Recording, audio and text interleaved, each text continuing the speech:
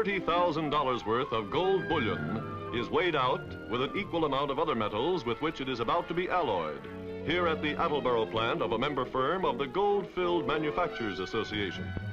Gold-filled refers to sheet, tubing, or wire in which gold alloy is permanently fused to some other supporting metal. You find gold-filled metals in such things as jewelry, cigarette cases, eyeglass frames, fountain pens, watches, and a host of other articles that retain their beauty year after year and still wear like iron.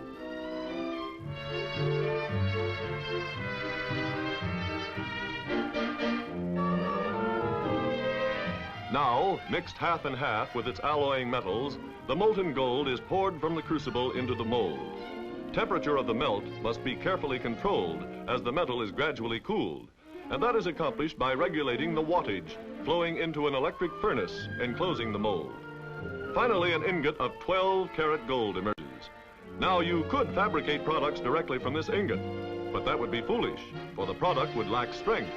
And the only place gold is really needed is on the surface, where it can beautify and protect. Inside, other metals, notably silver, nickel, and bronze, serve much better. So the gold alloy is rolled, preparatory to bonding it to its base metal core.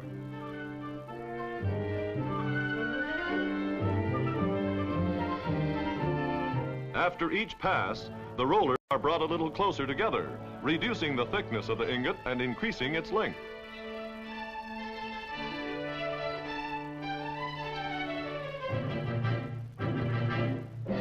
To make gold-filled sheet, the layer of gold and a bar of base metal of exactly the same size are brought together with a thin layer of brazing alloy in between.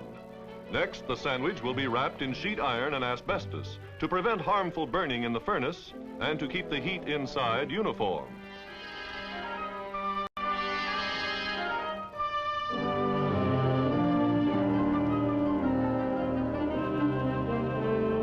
The wrapped layers of gold alloy and brass are subjected to a temperature of 1600 degrees and pressure of 2,000 pounds per square inch, which unite the metals permanently.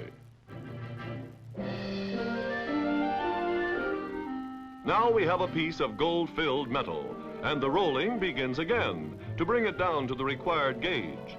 The cold rolling is interrupted periodically for trips to the annealing oven to prevent too much hardening. Then the rolling is resumed.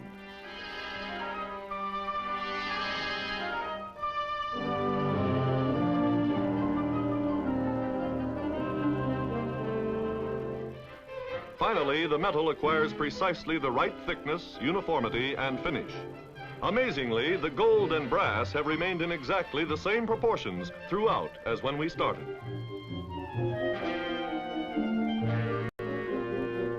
Next, the shining metal is slit into widths required for different industrial applications.